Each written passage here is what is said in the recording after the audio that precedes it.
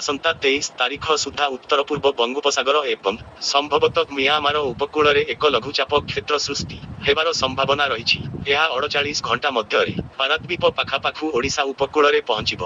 परवर्ती 12 ରୁ 24 घंटा मध्य प्रायतः संबलपुर दे छत्तीसगढ़ और मध्य प्रदेश आड़कू मुहांपारे। यह घनीभूत हुई अवपातरे परिणत हेले समुद्र रे अधिक 24 घंटा रहिबा संभावना रही। यह द्वारा राज्य में 23 रु वर्षा आरंभ हुई 48 घंटा बर्षिपारे बोली पाणीपाग विशेषज्ञ प्रोफेसर सुरेंद्रनाथ पशुपालक कहिसंती। गत 24 घंटे कटक, गंजाम, खोर्धा, नयागढ़, खोर्धा, कलाहांडी एवं रायगढ़ जिले में हालुकारु मध्यम धरण वर्षा होईछि।